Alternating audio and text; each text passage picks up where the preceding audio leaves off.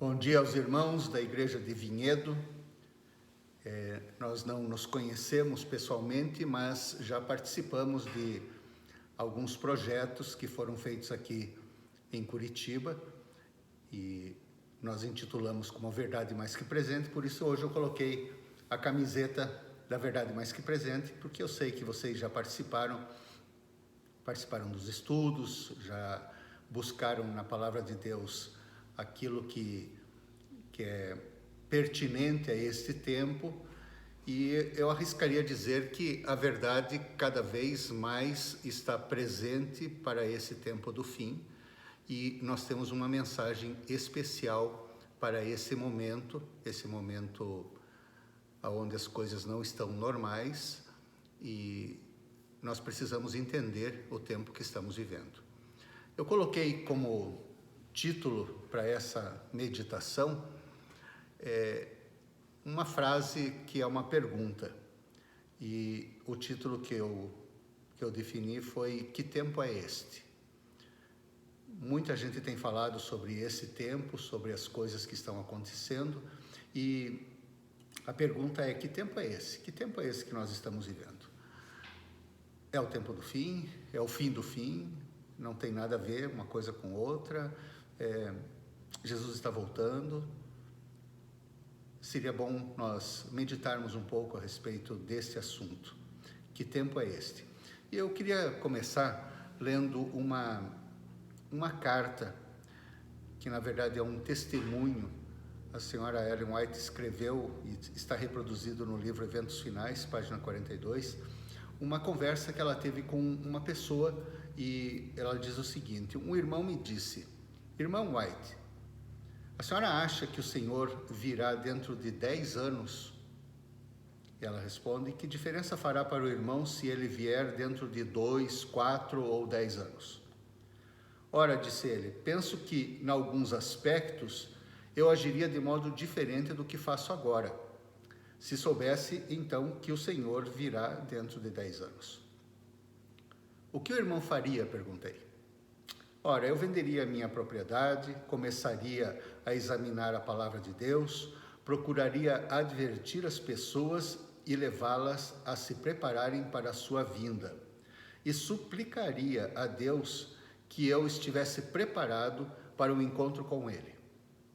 Então perguntei, veja que interessante a pergunta da Sra. White, se soubesse que o Senhor não viria dentro de 20 anos, viveria de maneira diferente? Ele respondeu, penso que sim. Quão egoísta, diz ela, era a expressão de que levaria uma vida diferente caso soubesse que o seu Senhor viria dentro de 10 anos. Pois bem, Enoque andou 300 anos com Deus. Isto é uma lição para nós, a fim de que andemos cada dia com Deus e não estaremos seguros se não andarmos e vigiarmos.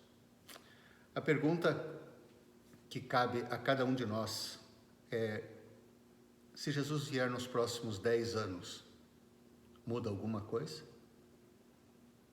Se ele vier nos próximos 5 anos, muda alguma coisa na tua vida, na minha vida?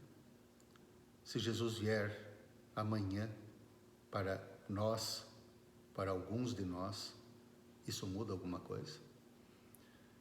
Ela diz, nós temos que andar como Enoque andou. Enoque andou 300 anos com Deus. Andar como Enoque andou. Senão, nós não estaremos seguros e nós não estaremos prontos para o encontro com o Senhor.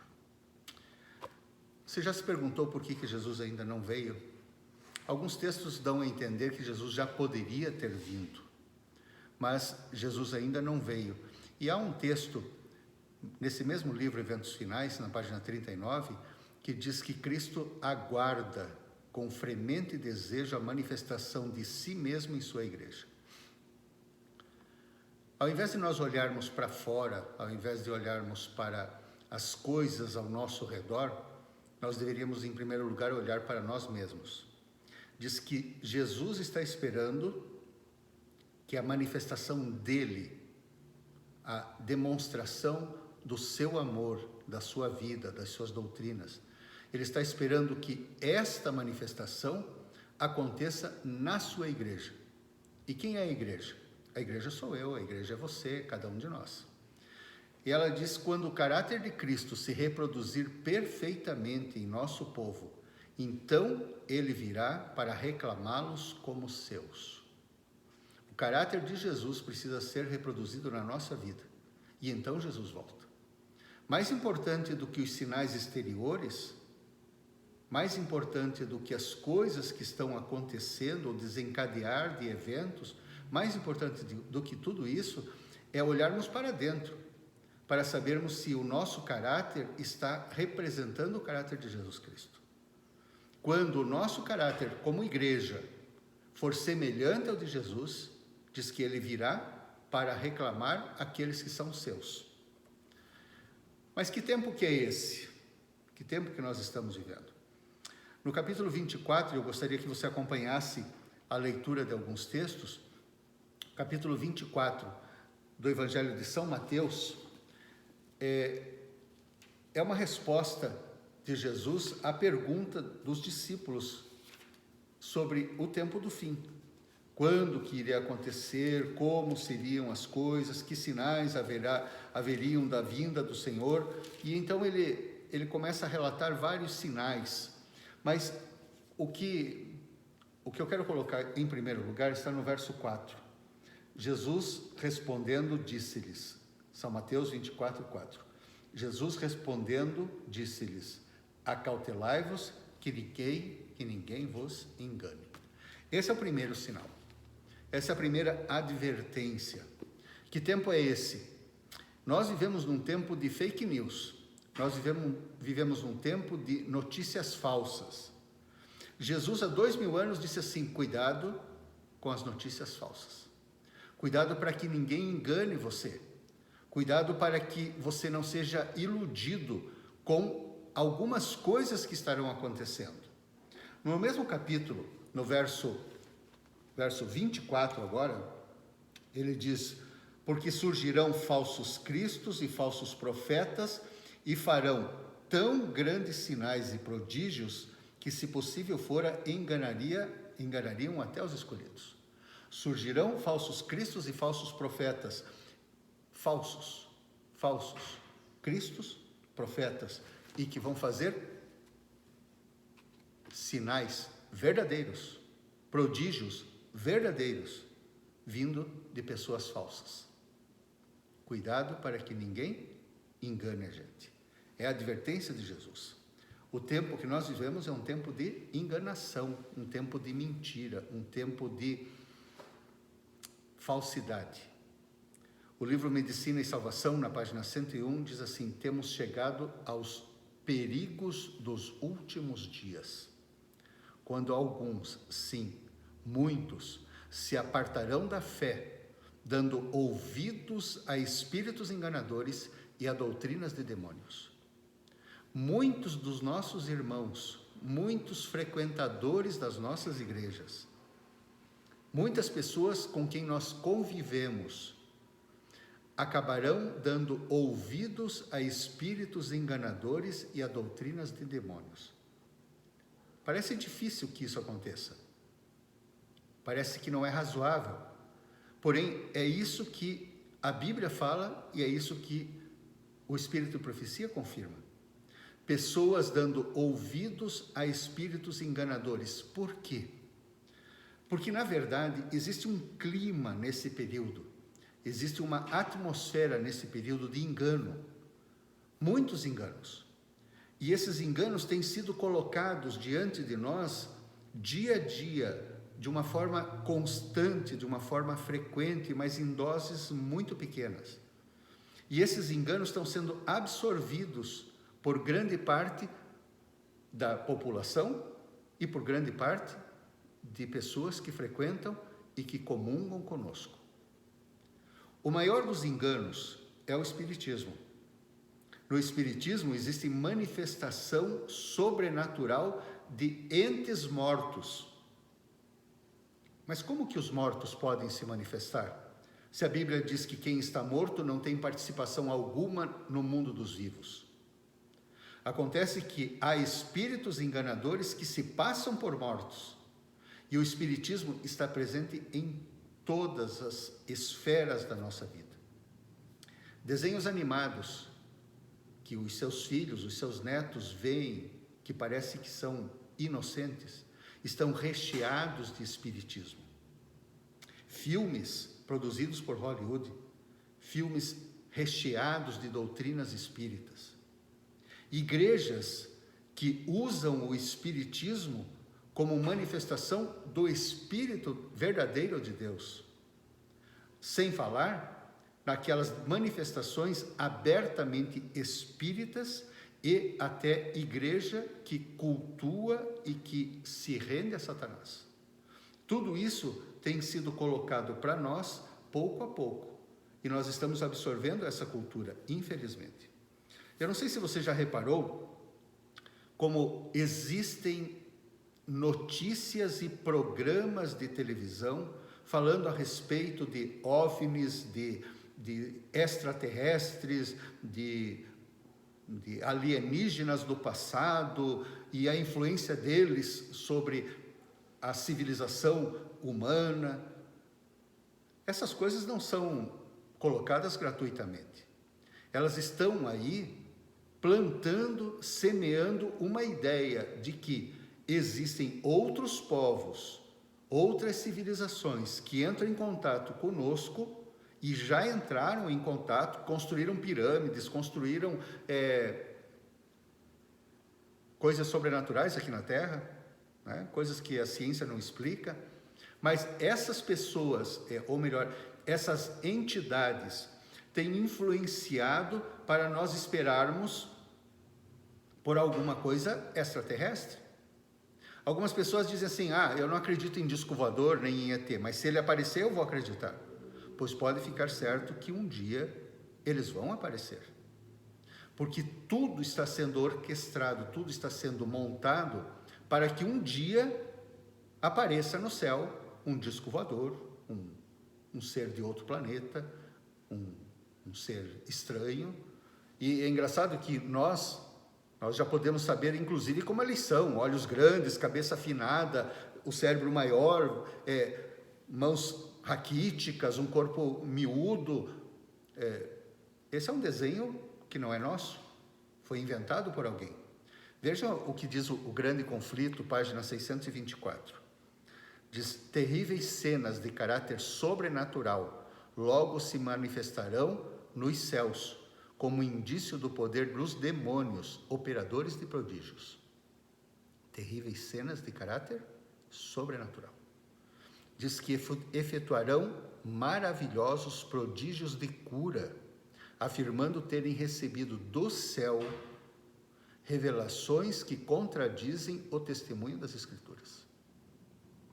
Isso está por vir, está por acontecer. Mais do que isso, Satanás não somente aparecerá como ser humano, mas também na figura de Jesus Cristo, e o mundo que tem recusado a verdade o acolherá como Senhor dos senhores e Rei dos reis. O próprio Satanás, como ato culminante do engano, ele personificará Jesus Cristo. Que tempo é este? Tempo de engano, tempo de mentira, tempo de fábulas, tempo de fantasias. Precisamos estar atentos. Lá em São Mateus 24, capítulo 3, quando eles perguntaram quais são os sinais da tua vinda, quais são os sinais do fim dos tempos, Jesus apontou várias coisas. Ele disse que seria como nos dias de Noé, surgiriam falsos cristos, haveria pestes, fomes, guerras, terremotos, frieza, maldade. São várias características do tempo do fim. Se nós perguntarmos, será que essas coisas estão acontecendo nos nossos dias? Um dos primeiros pontos, Jesus disse assim que haveria fome. Está em Mateus 24, verso 7. Nos últimos 100 anos, grandes períodos de fome intensa dominaram o nosso planeta. Na Rússia, em 1922, 21, 22. Também na Rússia, em 1933. Na China, no período de 28 a 30. Bangladesh, 43 a 44. Lembramos-nos também da África, Somália, Etiópia, lugares paupérrimos. E acredita-se que mais de 20 milhões de pessoas morreram de fome.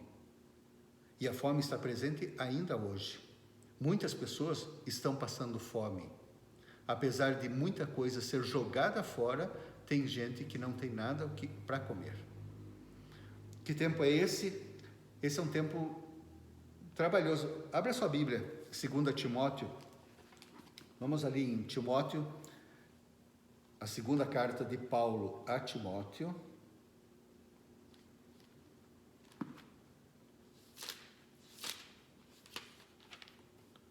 Segunda carta de Paulo a Timóteo, no capítulo 3. Capítulo 3.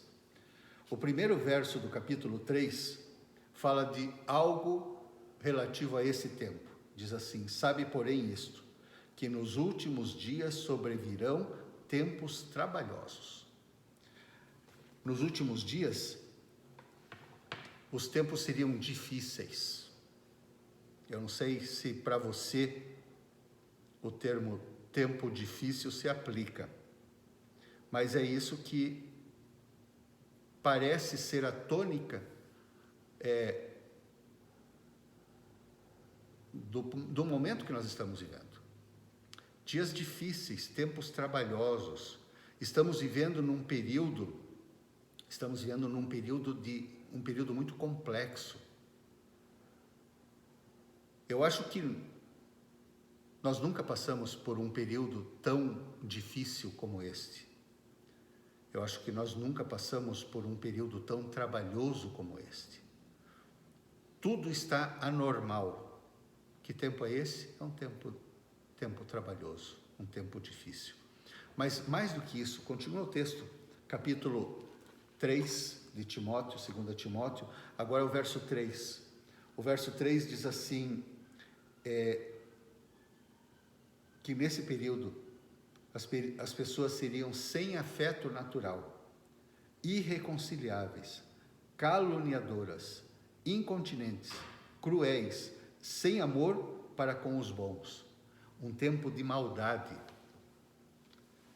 Não sei se você acompanhou essa semana uma notícia de pura maldade. Uma pastora disse que não poderia cometer um ato contra Deus, se separando do seu marido, e então ela planejou assassinar o marido. Um tempo de maldade, pura maldade, envolveu os filhos, envolveu a família. Mas não é só essa maldade foi exposta essa semana. Quanta maldade nós temos visto nos dias que correm a cada semana. Muita maldade. É um tempo de pessoas sem afeto, é um tempo de pessoas sem padrão, porque o padrão delas é o padrão da crueldade. Pessoas que se dispõem a roubar e matar por nada, mesmo que você entregue o que você tem, as pessoas saem atirando. O absurdo que aconteceu essa semana, uma pessoa levar 7 tiros quando estava se dirigindo para dentro do carro. É pura maldade. Nós vivemos um tempo de maldade. Nós vivemos um tempo de estresse, um estresse insano. Além disso, pega sua Bíblia, capítulo 17 de Lucas. Capítulo 17 de Lucas, Evangelho de Lucas, capítulo 17. Que tempo é este? Vamos ver o que diz aqui, nos versos 28 a 30 do capítulo 17 de Lucas. 17 de Lucas, 28 a 30. Como também, da mesma maneira, aconteceu nos dias de Ló. Comiam, bebiam, compravam, vendiam, plantavam e edificavam. Mas no dia em que Ló saiu de Sodoma, choveu do céu fogo e enxofre e os consumiu a todos. Assim será no dia em que o Filho do Homem há de se manifestar. Do mesmo jeito que no tempo de Ló. Lembra-se de Ló? Ló vivia nas cidades, numa das cidades que foram atingidas com um fogo de enxofre. Mais uma característica desse lugar de Sodoma está em Romanos, na carta de Paulo aos Romanos, no capítulo 1. Vá para Romanos, capítulo 1 de Romanos, os versos 27 e 28. Romanos, capítulo 1, versos 27 e 28. Diz aqui, e semelhantemente também os varões, deixando o uso natural da mulher, se inflamaram com sua sensualidade uns para com os outros, varão com varão, cometendo torpeza e recebendo em si mesmos a recompensa que convinha ao seu erro. E como eles não se importaram de ter conhecimento de Deus, assim Deus os entregou a um sentimento perverso para fazerem coisas que não convêm. A Bíblia, na linguagem de hoje, traz esse texto de Romanos capítulo 1, o verso 27, e também os homens deixaram as relações naturais com as mulheres e se queimam de paixão uns com os outros. Homens têm relações vergonhosas uns com os outros e por isso recebem em si mesmos o castigo que merecem por causa da sua maldade. A Bíblia condena claramente o homossexualismo, não só de homem com homem, mas também de mulher com mulher. Faz parte do caráter de Deus a separação dos sexos, e isso ele passou para nós. Deus considera homem, homem, mulher, mulher. Porém, no tempo de Ló, havia confusão. E os homens preferiam os homens a ter relações com as mulheres. E Jesus, explicando a respeito do tempo do fim, ele diz assim, como nos dias de Ló. Do mesmo jeito que no tempo de Ló, acontecerá também no tempo do fim. São várias notícias a respeito de aprovação de leis garantindo casamento entre homossexuais. A questão legal é um lado, mas nós vamos tratar da questão religiosa, da questão ética, da questão moral. Para Deus, mesmo que uma lei seja aceita entre os homens, isso não garante que os homens possam fazer de acordo com as leis que são leis do mundo. A nossa Constituição, ela diz assim, para efeito da proteção do Estado, é reconhecida a união estável entre o homem e a mulher como entidade familiar. A nossa Constituição diz assim, que entidade familiar é uma união estável entre o homem e a mulher. Só que a família tem sido atacada. E isso faz parte do sinal do tempo do fim. Jesus disse que, do mesmo jeito como no tempo de Ló, ia acontecer também no tempo do fim. A família está sendo atacada. E esses valores que nós temos, que vêm desde o Éden, eles estão sendo quebrados e os nossos jovens, as nossas crianças, já não conseguem discernir claramente o que é certo do que é errado. Porque é tão natural, é tão normal o homossexualismo, que isso tem que ser aceito por todos. Mas Deus, ele já disse que isso estava errado. Esse é um dos sinais. Que tempo é esse? Um tempo de confusão, um tempo de engano, um tempo de leis que garantem atos que são contrários a expressa vontade de Deus. 2 Timóteo, capítulo 3. Vamos voltar para Timóteo. Segunda carta de Paulo a Timóteo, no capítulo 3.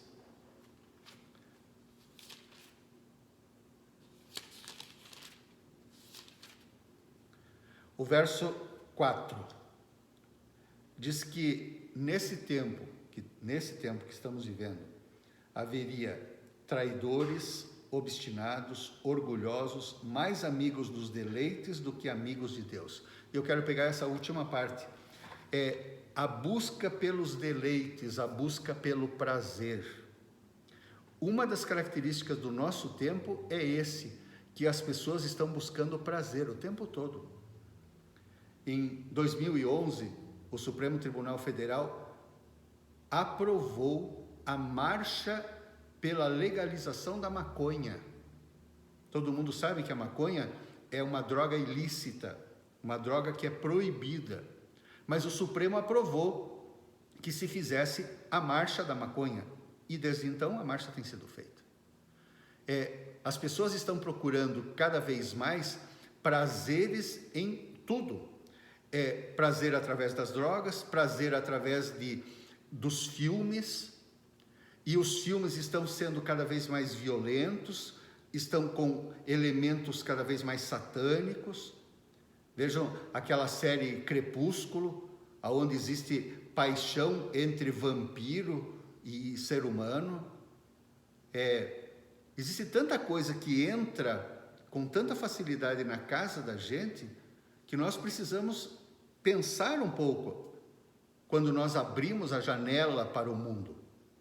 Porque essas coisas estão entrando, estão ficando dentro da nossa casa. Não só dentro da nossa casa, dentro da nossa mente, dentro do nosso coração, dentro do coração dos nossos filhos, estamos sendo moldados por tudo isso. As pessoas estão dando ouvidos a espíritos enganadores e a doutrinas de demônios. E isso está entrando cada vez mais, com mais frequência. Eu não sei se você já percebeu, para quem tem TV a cabo, existe um canal que o programa principal chama-se Lúcifer. Eu nunca vi e nem quero ver, mas o programa é Lúcifer e todos os dias passa um episódio. Cada vez mais nós estamos nos aproximando de Satanás e trazendo Satanás para dentro da nossa casa e da nossa vida. Um dia desses eu assisti um programa de entrevista, tinha um pastor, tinha uma pessoa da Igreja do Demônio e mais algumas outras coisas. E a parte que eu vi, esse ministro da Igreja do Demônio disse assim: a diferença entre o cristianismo e a Igreja do Demônio é que Deus, de vez em quando, faz alguma coisa que você pede. Ele atende, às vezes. E na Igreja do Demônio, o demônio sempre atende aquilo que você pede. Pessoas dando ouvidos a doutrinas de demônios. Que tempo é este? É esse tempo que nós estamos vivendo. Nós também sabemos que há sinais na natureza. Isaías diz que a terra treme, a terra geme. Jesus deu sinais, falou de sinais que haveria também na natureza. Isso nós estamos cansados de ver. Também em São Mateus capítulo 24, no verso 7, Jesus disse que haveria pestilência. E nós estamos vivendo esse período de pandemia, de peste. Só que essa não é a única peste, essa não é a mais mortal. Coronavírus é um dos vírus que tem atacado. A Covid é uma das doenças que surgiram. Mas há tantas outras, o ebola, com uma mortalidade absurda, outras gripes, e dizem que há já uma sequência de outros vírus que estão se encaminhando para dominar. Imagine o que será se esse coronavírus já causou todo esse problema no ano de 2020, imagine como será daqui para frente com mais pestilência. Nós estamos vivendo, que tempo é esse? Tempo de peste. Também, vamos ler capítulo 24 de São Mateus. convido você a pegar a Bíblia. É importante que a gente acompanhe a leitura da Bíblia, é importante que a gente saiba manusear a Bíblia, é importante que a gente conheça os livros da Bíblia. Vou falar um pouquinho sobre isso um pouco adiante. Capítulo 24 de São Mateus, os versos 37, começando no verso 37. Diz assim: e como foi nos dias de Noé. Agora há pouco nós falamos de Ló, como foi no tempo de Ló. Agora, como foi nos dias de Noé, é Jesus falando. Como foi nos dias de Noé, assim será também a vinda do Filho do Homem. Jesus diz assim: o tempo é semelhante ao tempo de Ló, onde havia muita imoralidade. O tempo é semelhante aos dias de Noé. Diz: porquanto assim como nos dias anteriores ao dilúvio, comiam, bebiam, casavam, davam-se em casamento, até ao dia que Noé entrou na arca, e não o perceberam, até que veio o dilúvio e os levou a todos. Assim será também a vinda do Filho do Homem. Esse verso 39 diz que as pessoas não perceberam o que estava acontecendo, porque Noé entrou na arca, a porta se fechou e de repente veio o dilúvio e tragou a todos. Do mesmo modo, será também na vinda de Jesus. Muitos não vão perceber. Uma das características do tempo de Noé era violência desenfreada e escandalosa imoralidade. Será que o tempo que nós estamos vivendo se assemelha a isso? Violência e imoralidade. Uma outra coisa que aconteceu no tempo de Noé está no livro O Espírito de Profecia, volume 1, página 69. Eu vou ler. Diz: mas se há um pecado acima de todo outro que atraiu a destruição da raça do dilúvio, pelo dilúvio, foi o aviltante crime de amálgama de homem e besta, que deturpou a imagem de Deus e causou confusão por toda parte. Deus propôs-se a destruir aquela raça poderosa e longeva que corrompera os seus caminhos perante ele.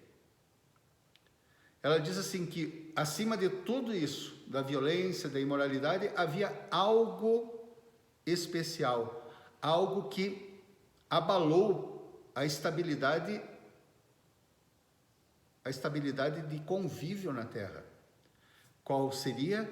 Uma amalgamação entre homens e animais. Eu particularmente entendo que nos dias de Noé, anteriores ao dilúvio, as pessoas eram muito mais inteligentes do que nós. Naquela época eles tinham muito mais tecnologia do que nós. Tudo ficou soterrado, tudo ficou para dentro embaixo da terra, porque a terra se revolveu. Mas lógico que se nós, com 6.000 anos de pecado, nós conseguimos fazer telefone celular, colocar satélite em órbita, levar o homem para fora do planeta, e nós conseguimos fazer carros movidos a qualquer coisa, a hidrogênio e tudo, é lógico que naquele tempo eles teriam condição de fazer isso de uma forma até melhor do que nós. E uma das características que havia nesse tempo é a amalgamação de homens com animais. O que pode ser isso? Talvez um estudo de genética, misturando células de homens com animais. Talvez a produção, a busca de alguma cura ou de alguma evolução fez com que surgissem coisas inesperadas. Veja esse outro texto que está na página 72 do livro Espírito e Profecia, volume 1. Cada espécie de animal que Deus criou foi preservada na arca. Nós sabemos que na arca foram entrando os animais 2 a 2, ou de 7, inclusive, né? 7 pares. Mas diz assim, que cada espécie que Deus criou foi preservada na arca. E presta atenção, diz que as espécies confusas, que Deus não criara, resultantes da amalgamação, foram destruídas pelo dilúvio. Será que existe alguma coisa sendo localizado entre os fósseis, em termos de animais, e que não estão presentes nos nossos dias? Nós sabemos que sim. Vários animais são encontrados apenas como fósseis.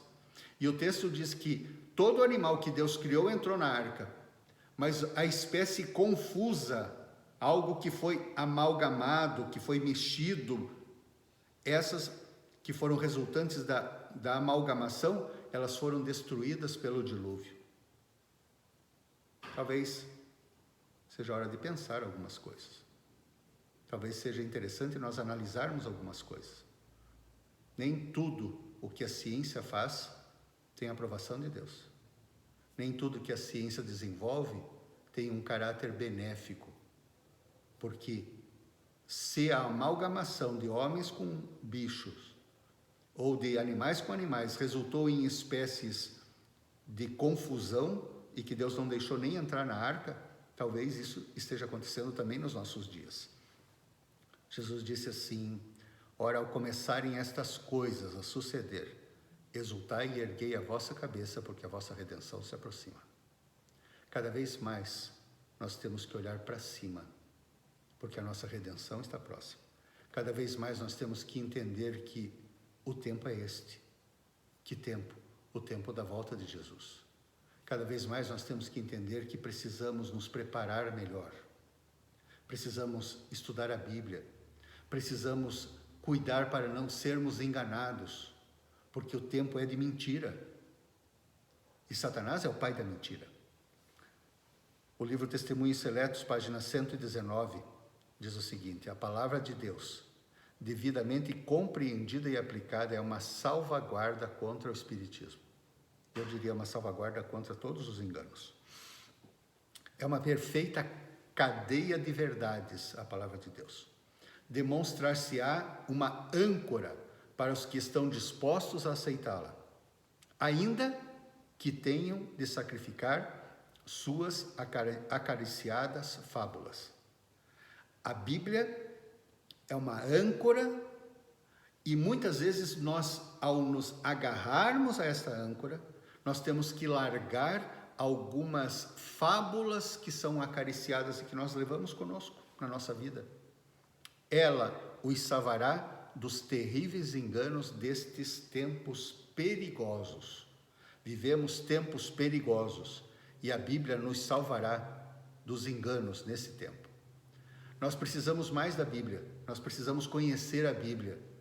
Nós não deveríamos sair de casa, não deveríamos levantar ou ir para as nossas atividades sem antes meditar na palavra de Deus. Nós precisamos tempo para ouvir o que Deus tem para nos falar, porque nós estamos ouvindo o que o mundo e Satanás têm dito, mas precisamos ouvir Deus. Enoque, quando andou com Deus, ele praticava ouvir o que Deus falava. Ele foi conhecendo a vontade de Deus. E é isso que nós precisamos. Precisamos de mais Bíblia, precisamos de mais estudo, precisamos conhecer os textos bíblicos. Só que tem um texto no livro No Deserto da Tentação, na página 30, que mostra que só conhecer a Bíblia não resolve. Nem todo mundo que conhece a Bíblia torna-se um cristão genuíno. Nem todo mundo dobra-se à voz de Deus que sai da sua palavra. Ouça esse texto. Satanás facilmente obteve acesso ao coração dos homens. Ele é um diligente estudioso da Bíblia e está mais familiarizado com as profecias do que muitos professos religiosos. O que Satanás sabe? Profecia, Bíblia. Sabe aquela cena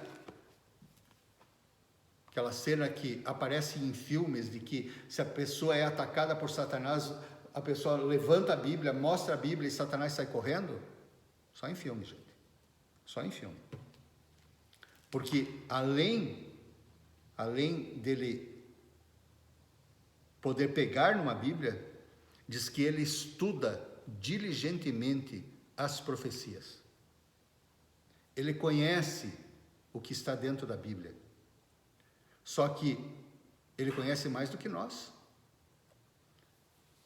Desejar todas as nações diz, quando foi dada a palavra escrita de Deus. Quando foi dado. Satanás estudou as profecias concernentes ao advento do Salvador. De geração a geração operou no intuito de cegar o povo para essas profecias, de modo a rejeitarem a Cristo em sua vinda. Satanás, já na época do nascimento de Jesus, ele deu um jeito de apagar da mente das pessoas a verdade a respeito da vinda do Salvador. Conselhos aos pais, professores e estudantes, página 390. Satanás é um estudante da Bíblia. Ele conhece as verdades essenciais à salvação e estuda como há de desviar a mente dessas verdades. Sabe o que é Satanás? Satanás é um estudante da Bíblia. E você? E eu? Como que nós vamos resistir a Satanás? Se ele conhece a Bíblia e nós desconhecemos. Como que Jesus conseguiu afastar Satanás da sua vida? Jesus disse assim, está escrito. Jesus conhecia a Bíblia. E ele atacou os enganos de Satanás com a própria Bíblia. Ele é um estudante da Bíblia. Conhece as verdades essenciais da salvação. E estuda como há de desviar a mente dessas verdades. O objetivo dele é desviar a nossa mente da verdade de Jesus, da palavra, do tempo que estamos vivendo.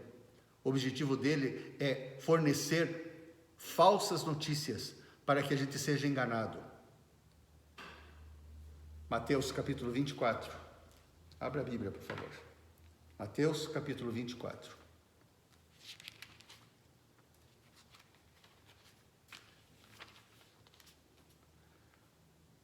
E o verso é 44. Diz assim, por isso estai vós apercebidos também, porque o Filho do Homem há de vir a hora em que não penseis. Algumas versões desse texto dizem assim, você tem que ficar apercebido, você tem que ficar preparado, você precisa ficar vigiando. E eu diria assim, é hora da gente estar esperto, ficar esperto. Porque as coisas estão acontecendo e nós não podemos ser enganados.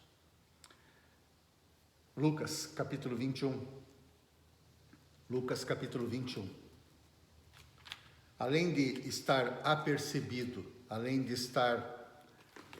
estarmos vigiando, além de conhecermos, eu vou ler na linguagem de hoje, o capítulo 21, e o verso é o 13. Neste período que nós estamos vivendo, nesse mundo de falsidade, de engano, de dias semelhantes ao de Ló, ao de Noé, de imoralidade, de pandemia, de fome, de terremotos e de todas essas outras coisas, olha o que a Bíblia diz no capítulo 21 de Lucas, no verso 13, na linguagem de hoje, diz assim, e isso dará oportunidade para vocês anunciarem as boas novas do Evangelho. Não só de maldade existe o mundo, mas também de oportunidades. A lição da Escola Sabatina tem falado sobre isso. As oportunidades para levarmos a mensagem para outras pessoas.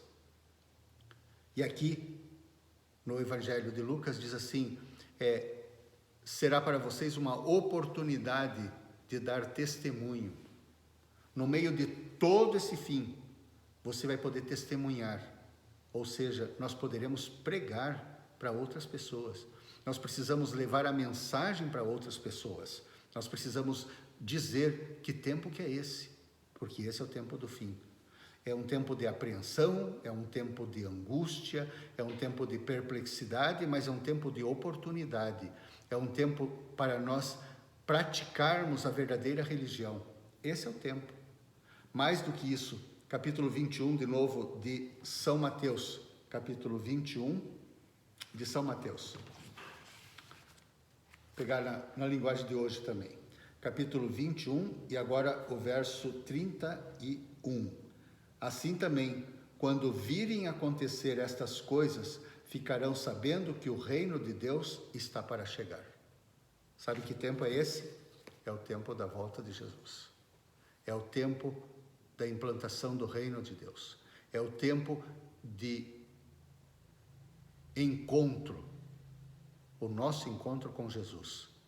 Coríntios, segundo aos Coríntios, na linguagem de hoje também, o último texto que eu gostaria de repartir, na verdade é o penúltimo texto, tem mais um, segundo aos Coríntios, capítulo 1, o verso 10 diz assim: Deus, Ele nos salvou e nos salvará desses terríveis perigos de morte. E nós temos posto nele a nossa esperança, na certeza de que Ele continuará a nos livrar. Nós vivemos um período de angústia, de perplexidade, um período difícil, mas diz que Deus, que nos salvou, continuará a nos salvar, inclusive do perigo de morte. Deus tem um plano para nós. Deus tem um plano para mim, um plano para você. Deus tem um plano para esse tempo e Ele continuará nos salvando e salvando muitas pessoas. O tempo é de salvação. Milhares de pessoas, milhões de pessoas aceitarão a Jesus Cristo como Salvador. Esse é o tempo para nós testemunharmos, oportunidade para levar a mensagem para outras pessoas. Na hora que está todo mundo falando sobre desgraça, sobre morte, nós temos que levar uma mensagem que eleve os pensamentos, que saia desse clima de terror.